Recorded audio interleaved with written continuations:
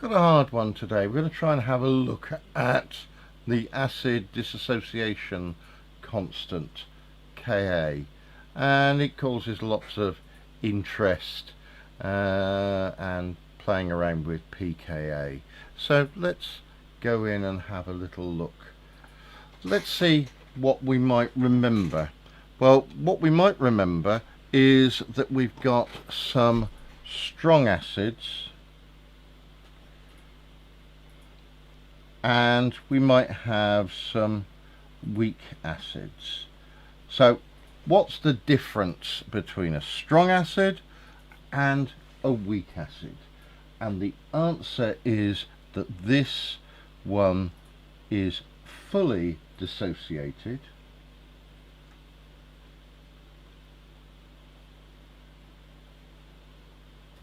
I had to think how to spell it there, whereas this one only partially.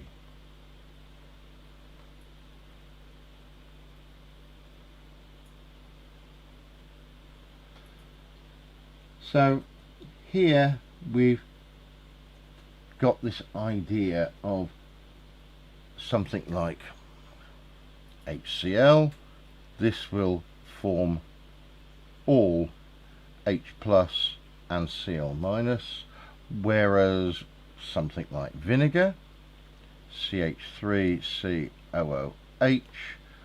some of it will go, but some of it will stay as that, and some of it will make this H plus, which we know doesn't exist. That will be H3O plus, and we get our CH3COO minus. All of these aqueous. So let's look at something here which is the acid dissociation constant, and we're going to call this Ka. This is one of these special equilibrium constants.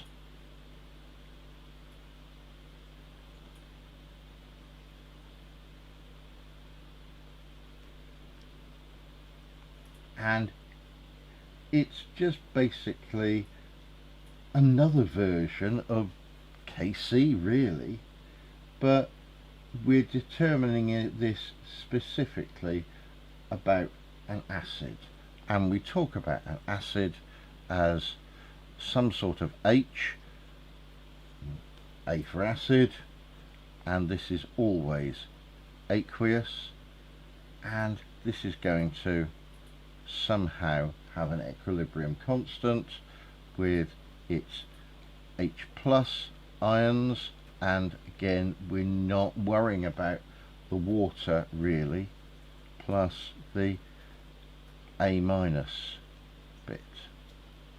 So this is what we've got. The acid dissociation constant, just like any other equilibrium constant, will be the reactants and the products. So we put here the products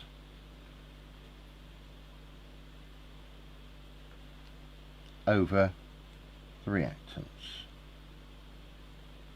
and it's simply those concentrations. The units of this, well, each one is in moles per decimeter cubed, so this is going to be a mole decimeter cubed. This one's going to be a mole decimeter cubed divided by mole decimeter cubed. So they're going to cancel, and we're left with units here of moles decimeter cubed. So using this idea, Ka can be worked out for any weak acid, and we chose up here ethanoic acid. So if I do that here, so our Ka for ethanoic acid will simply be my concentration of my hydrogen ions, these will have to be aqueous, and my concentration of really the dissociated bit of my acid there all over the concentration of my acid, and again aqueous. So as with all equilibrium constants, Ka changes with temperature, and so we normally do these at something like 25 Celsius, basically standard temperature. The rules are, the larger the numerical constant Ka here, then the further the equilibrium will be to the right.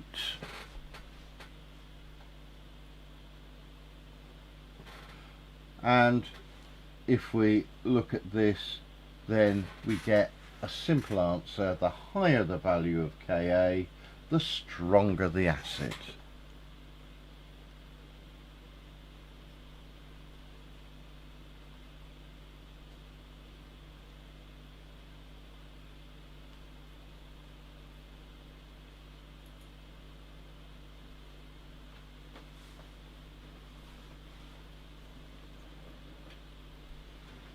So that gives us a little thing. Now, often people don't talk about Ka.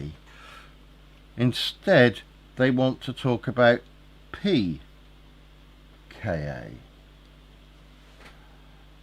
The values of Ka highlight a potential problem that you've seen already, and it's basically very difficult to compare numbers with negative indices, and we met this with the pH scale, and basically we fixed this on the pH by doing the negative log. We did this idea of pH is the negative log to the base 10 of our hydrogen ion concentration.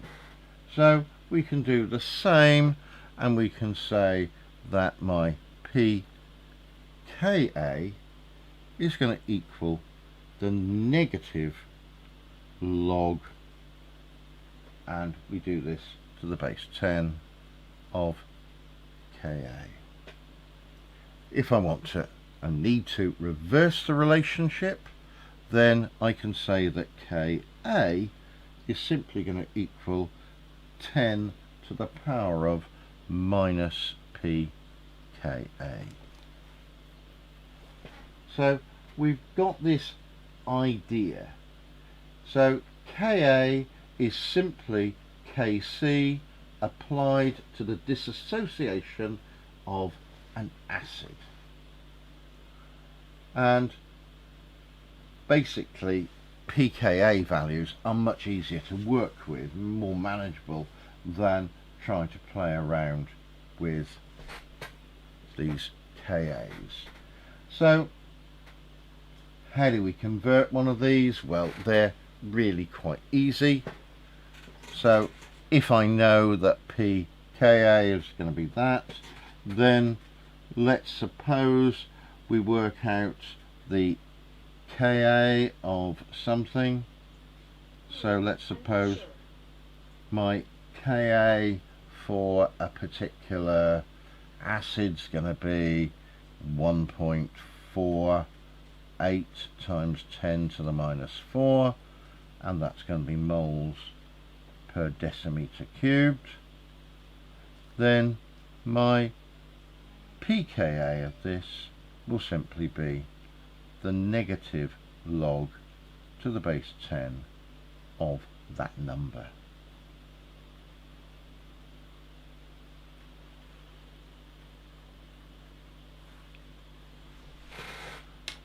Let's do that. So we simply go into our calculator, and I want to work out here my log to the base 10 of my particular value, and I chose there 1.48 times 10 to the minus 4.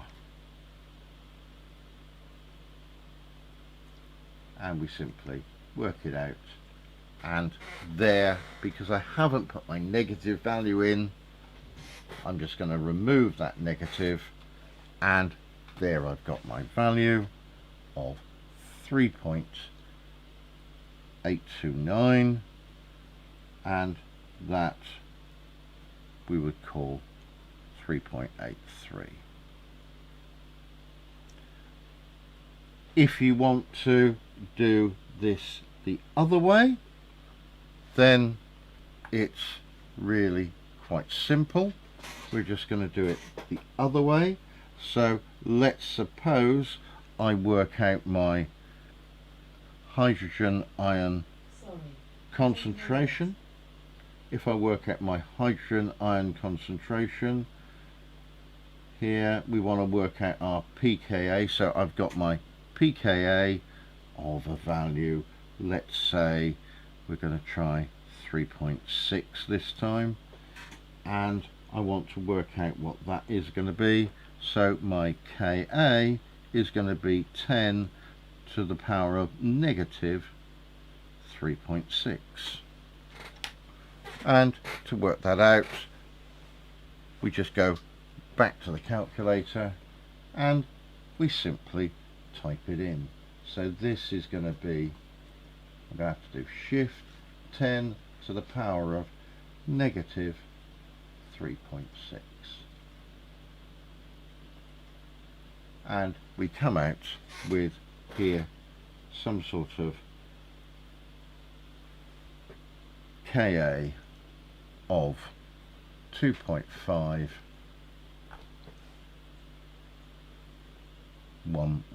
so 2.511 times 10 to the minus 4.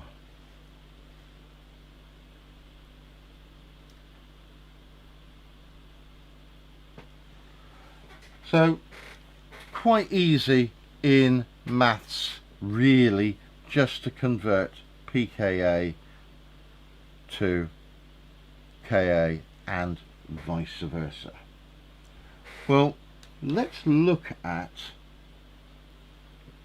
some sort of acid. Let's take an acid and have a look at this and see what we can find out about an acid.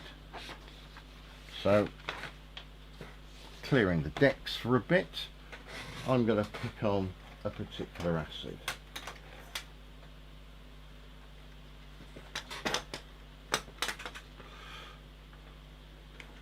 And if I zoom out here, we'll get some idea quickly of what this is. Right, now, if I can try and restore sort of a little bit of normality to this, what I've got here is citric acid. Let's put it round that way, might be easier to try and follow what we've got. If I start on this side, then I've simply got an acid group. This is connected to a CH2 group. On the opposite side, playing around with the molecule here, I've got the same. I've got another acid group, the CH2 group, and then in the middle this connects to an OH and another acidic group. There we are. We can see what citric acid looks like.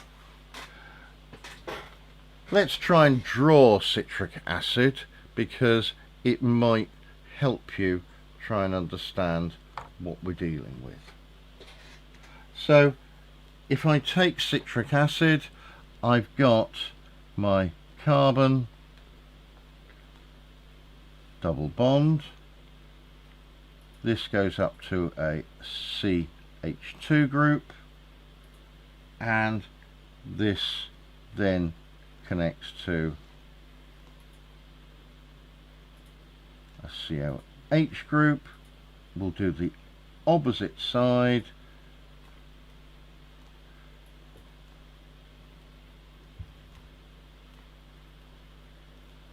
And then stuck onto this one,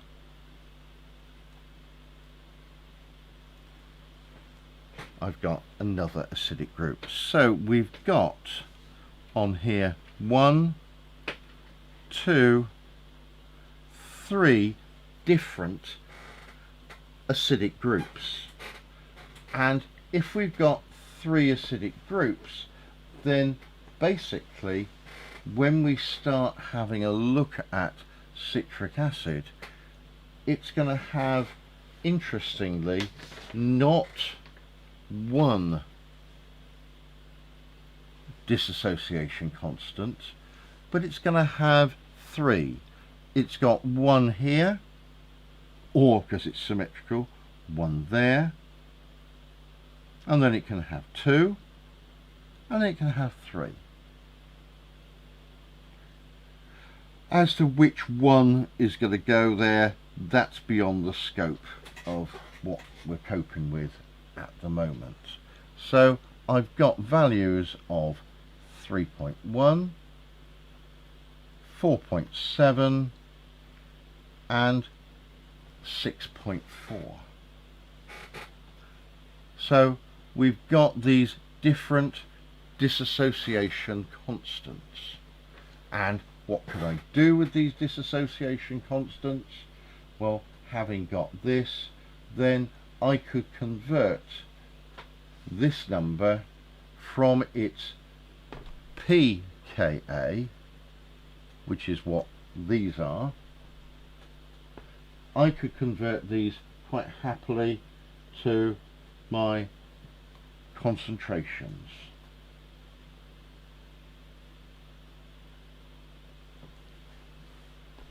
And we've done this already a few moments ago,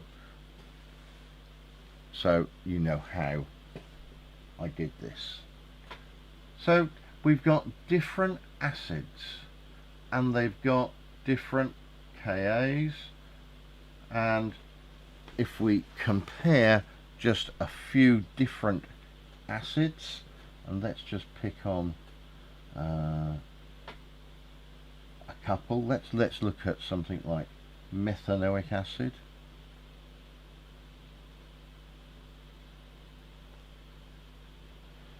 Methanoic acid will have a pKa, and I've just looked this up in the book, of 3.75.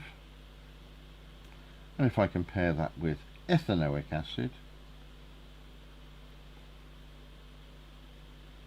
that will have a pKa of 4.75.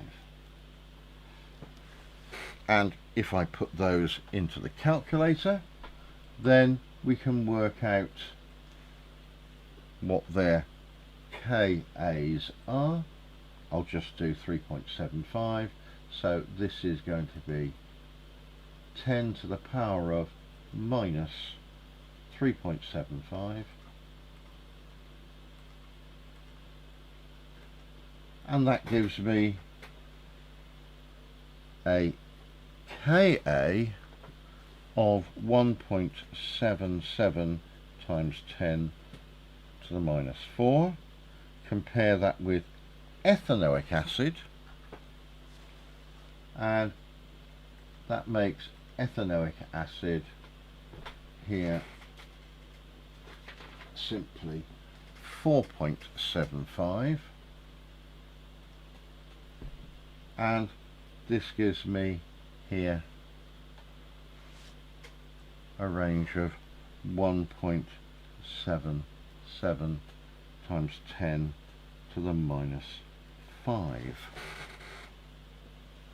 So I can work out here any particular values, and we could have done that just as happily for my citric acid to see that it's got 3 different Kas.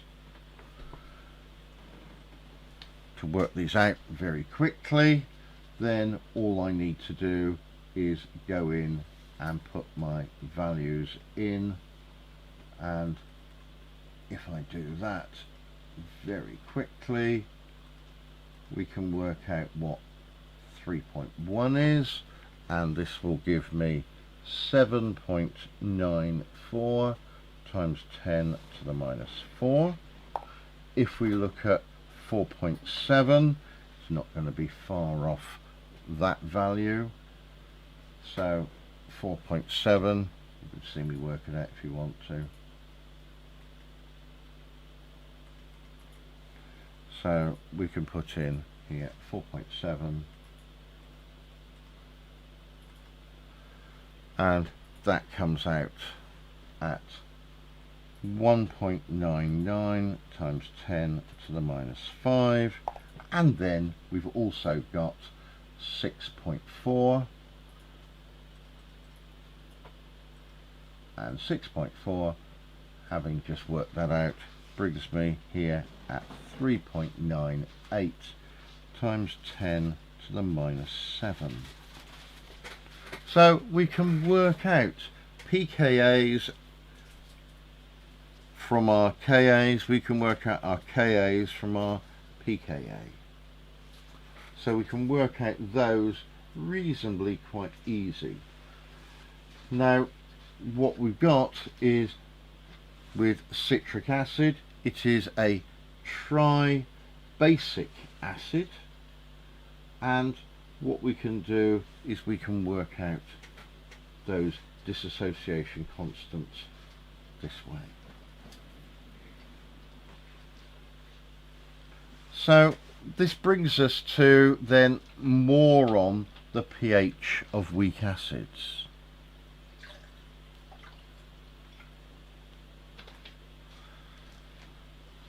Now let's think of a pretty weak acid, and if we think of a really weak acid, then it's basically not going to dissociate very much. So our concentration of our acid here really isn't going to go very much into its H plus and A minus. The pH here, the amount of hydrogen ions, protons, is going to depend on the concentration of the acid, and it's also going to depend upon its dissociation constant, Ka.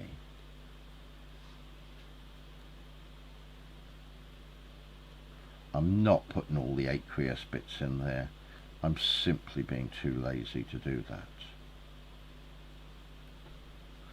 And we're looking at the pH then depends on, firstly, how much acid you've got,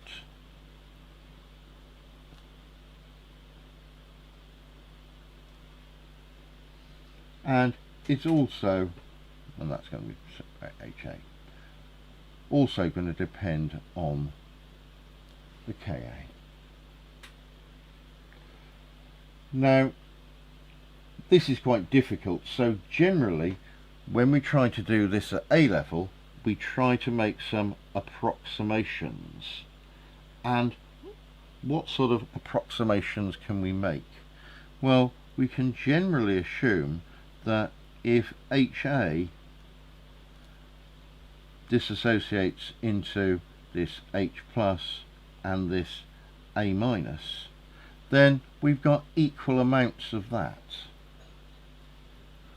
We should assume that this H plus will equal the A minus. And what we can usually assume is that if we've got, so this is our first approximation, So we can therefore say that Ka is going to be our H plus squared over our HA, and our second approximation that we can come up with is we can assume that our HA at the equilibrium point is basically going to equal our HA that we had at the start minus this new concentration of my number of protons. So what we can therefore do is we can try and work out that this is going to be easier to work out, which is going to give us basically this idea.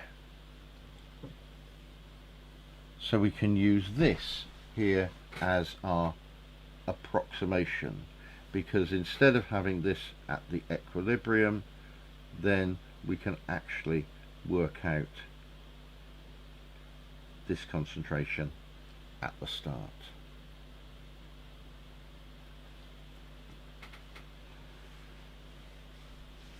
How do we do this? Well, normally we have to start here with an experiment.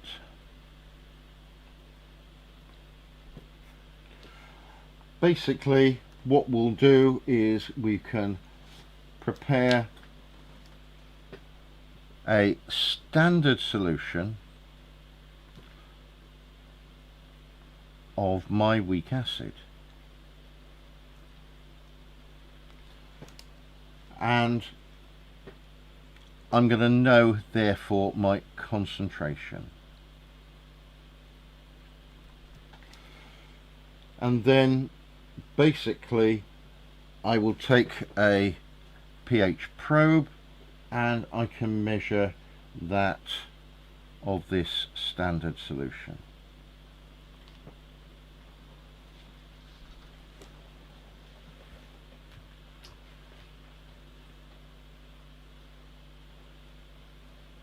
So let's suppose, let's take an acid, and I've got some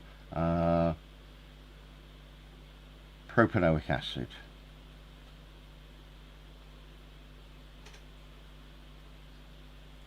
So having got some propanoic acid, then what we need to know various things about it. We need to know its concentration, and let's suppose that I've got a concentration of this of about 0.6.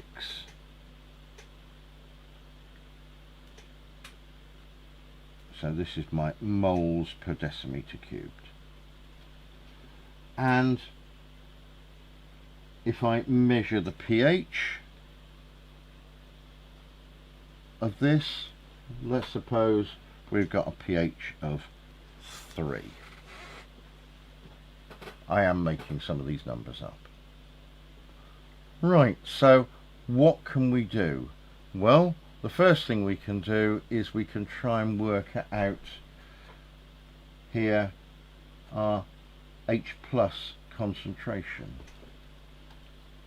Now my H plus concentration here is going to be 10 to the power of the negative pH, which is going to be 10 to my negative 3. And that won't surprise you when I do that on the calculator. I will, just for convenience, and say here this is going to be shift 10 to the power of negative 3, and you'll be really surprised to see that comes out at about 1 times 10 to the minus 3. I didn't need a calculator for that. It was that simple. Now, what we want to do is we want to calculate Ka. Let's see if we can calculate Ka. What do we know about Ka? Well, this is going to be the hydrogen ion concentration squared, and we've just worked that out, so we can square that, and we're going to divide that by the concentration of my acid that we had, and I've said that is 0.6. So this is going to be 1 times 10 to the minus 3 divided by here 0.6.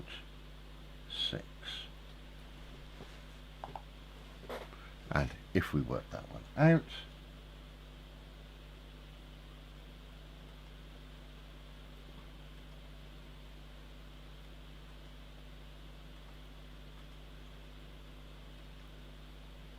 it's going to give me here 1.6 times 10 to the minus 3.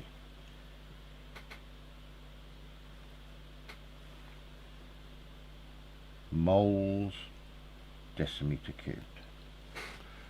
Do bear in mind I made those numbers up.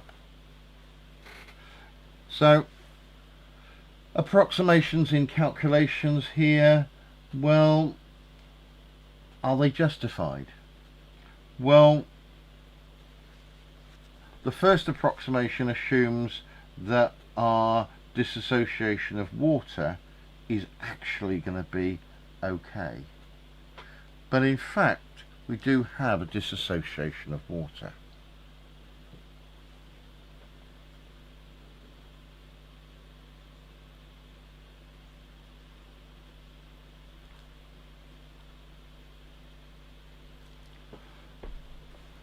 What have we got with water? Well, we've got an interesting thing with water, that we've got our H2O, and this is going to basically give me my H plus and my OH minus. And we know that when we try to do this, this is about 10 to the minus 7 moles per decimeter cubed.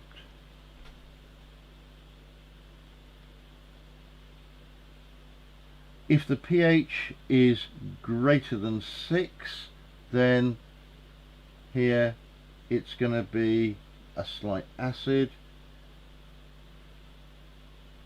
or it's going to be slightly greater than 7, it's going to be a slight alkali. In the middle, it's going to be neutral. We think of this as being neutral. So water sort of gives us an interesting problem. We can treat water, if we like, as a weak acid.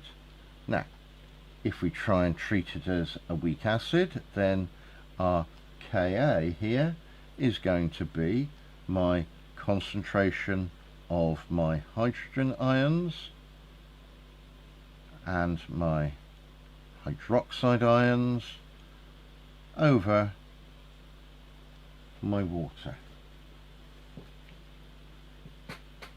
Now let's take some examples here. So let's assume I've got 1 decimeter cubed of water, and we need to work out the concentration of my water. And this is interesting. So I've got really an interesting problem here to try and work out my water, and it comes out here at 55.6 molar, I think. 55.555 is it? I'm getting the bit from my son telling me what it is. So if I want to work out this, it's going to give me about 55 molar. So water is 55 molar. So if we can rearrange this thing, I can say that Ka times my concentration of H2O is going to give me this.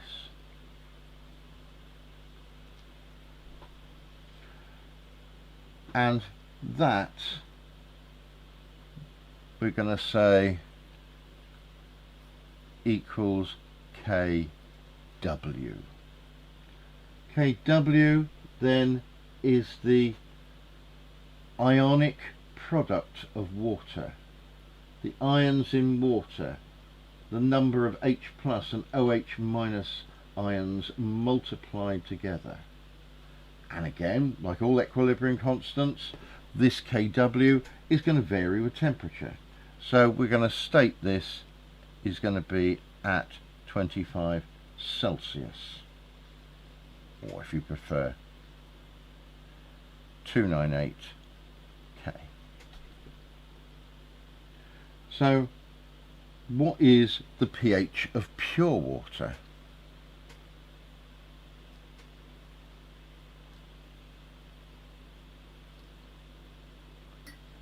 So let's work out the pH of pure water.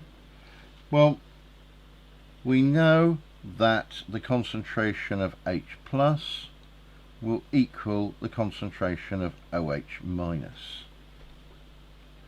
So working out here Kw, this is going to be the same as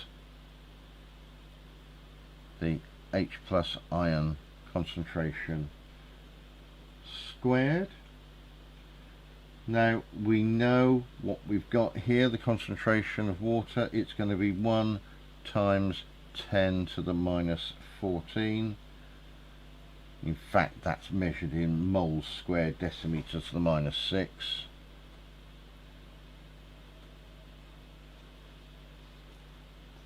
At 25 degrees C. So my H plus ion concentration is going to equal the square root of that value, 1 times 10 to the minus 14. And that's going to give me, and I'm not going to bother with a calculator here, 1 times 10 to the minus 7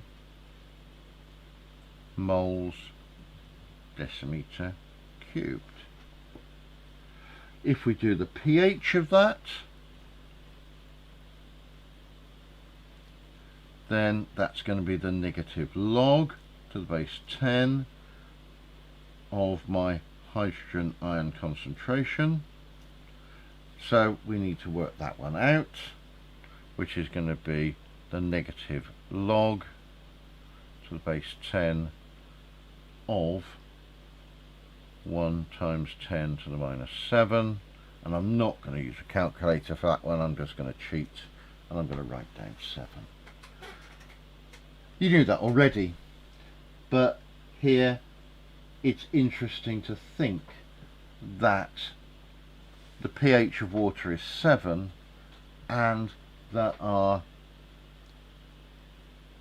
Ka, or Kw in this case, is 1 times 10 to the minus 14 moles squared decimeters to the minus 6. So that tells us a little bit about water. Right, so let's see if we can say something about the pH of strong bases. Ooh.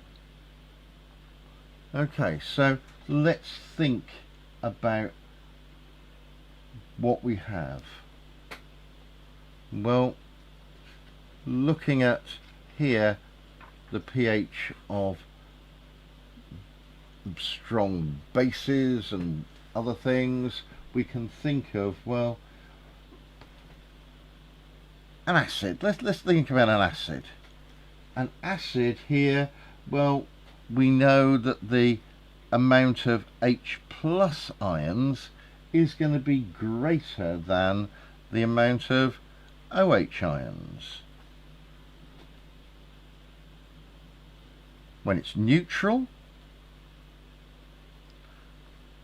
we've guessed that the H plus ions equals the number of OH minus ions. And if we're looking at a solution which is basic or alkaline here, then this concentration of H plus ions will be here less than the OH minus ions. So for a solution that's acidic, it's still going to have some OH minus ions in it, especially if it's in water. It's just basically there are more H plus ions than there are OH minus ions. Let's look in an alkaline solution. In an alkaline solution there will be more OH minus ions than H plus ions, but it still says there are still going to be some H plus ions. pH values that are whole numbers, it's easy to work these things out because basically we can cheat. You see, if I've got a pH of, let's say, 3, what do we know about a pH of 3? Well, I can work out my H plus ions. And what's that concentration going to be? Well, that's going to be 10 to the minus 3. But we know we've got some OH minus ions. And we know that they add up to 10 to the minus 14. So what we must be left with is 10 to the minus 11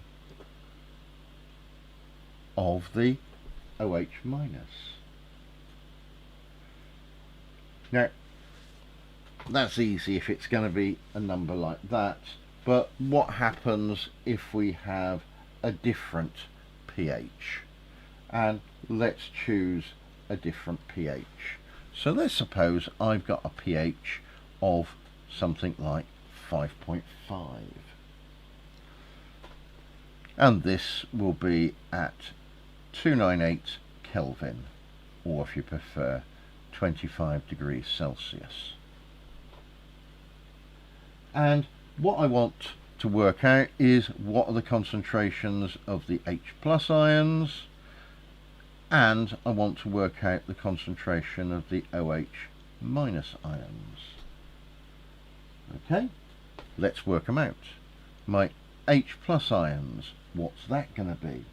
Well, we know that is going to be 10 to the power of the negative pH. Well, I've got that. So it's 10 to the negative 5.5. Working that out, we've got here my pH, which is going to be 10 to the negative 5.5. And that gives me this number, which is 3.16 times 10 to the minus 6. Units are going to be moles per decimeter cubed.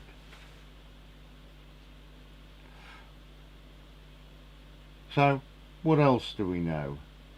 Well, we're going to try and now calculate our OH minus ions. How are we going to work out those? Well, we can need to work those out,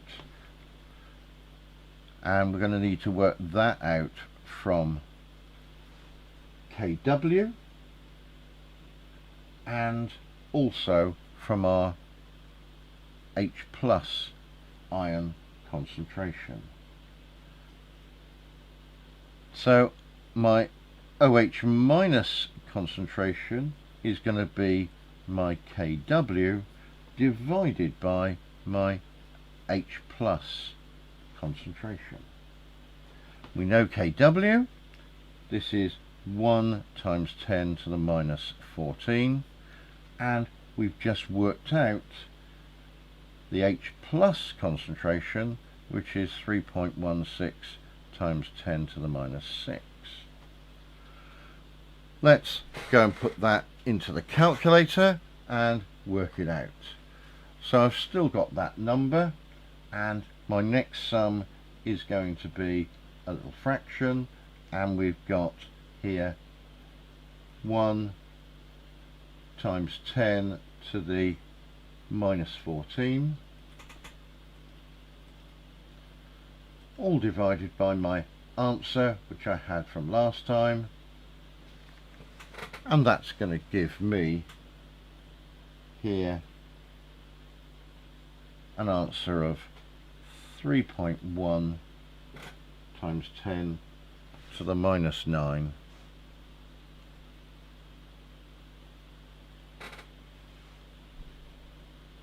my units moles per decimeter cubed. So I've got a measurement of my H plus ions and my OH minus ions.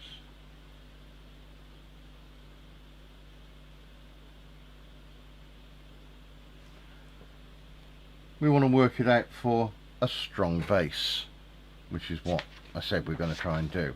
So let's work out a strong base. Strong base I can think of would be sodium hydroxide, NaOH. And let's take a concentration of this, and we're going to try and work out its pH at 25 degrees Celsius, and let's take a concentration of this, and we can work this one out, 0.075 molar.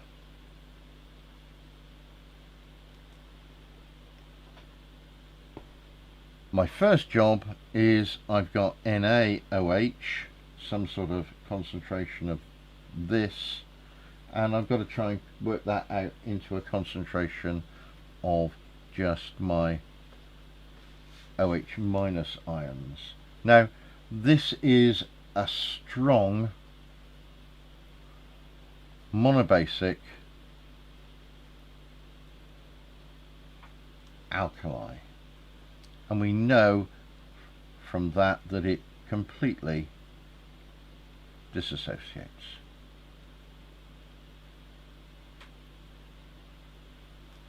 So if it completely dissociates, then I can reckon that my OH minus ion concentration will equal my sodium hydroxide concentration, which equals 0.075 moles per decimeter cubed.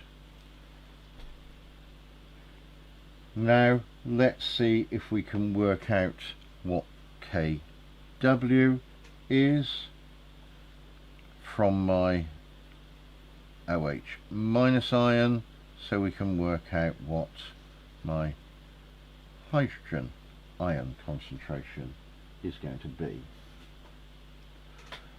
I know that Kw is going to equal my H plus ion concentration times my OH minus concentration, and that we already know is 1 times 10 to the minus 14. We know my OH concentration, so I can work out my H plus concentration is going to be my Kw divided by my OH minus concentration. So that's going to be my 1 times 10 to the minus 14 divided by my concentration, 0.075.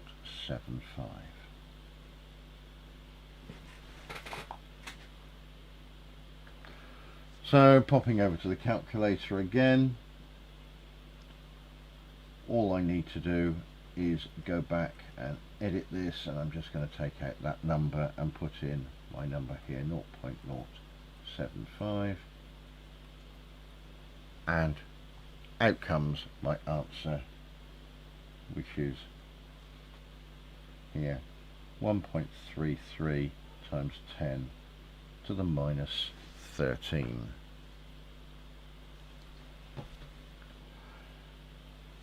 Let's find the pH, and the pH is the negative log of our hydrogen ion concentration.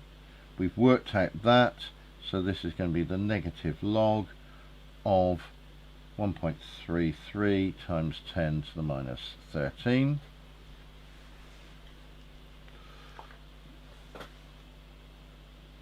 So all I need to do is work out the negative log to the base 10 of what was in here, which was my answer, and that comes out nicely at 12.875.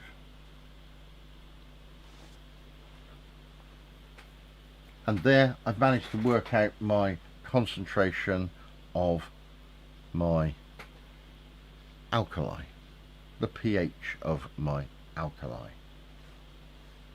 simply 12.875. What about weak alkalis, the weak bases? What are we going to try and do to cope with some of those? Well, to try and do these, we're doing, instead of pH, I suppose what we're actually working out here for alkalis is a pOH. Now that's a similar scale to the pH, but basically we've got it working the other way. So if I've got my pH scale working from 0 through to 7 through to 14, then that's my pH scale. My pOH scale would start at 14, go along to 7, and go along to 0.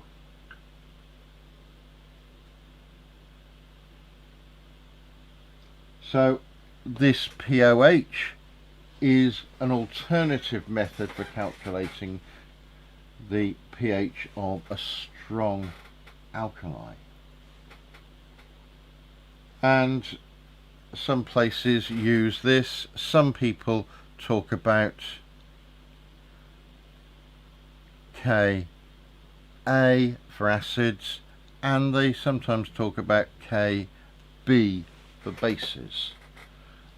And what they're trying to do here is just basically sort out this negativeness, because trying to play around with negative numbers seem to cause an awful lot of problems. So I could use this to work out things in exactly the same way as we've done with pH. We can, if we like, work out one of these things. To calculate the pOH, we'd have to work out here the negative log concentration of the OH minus ion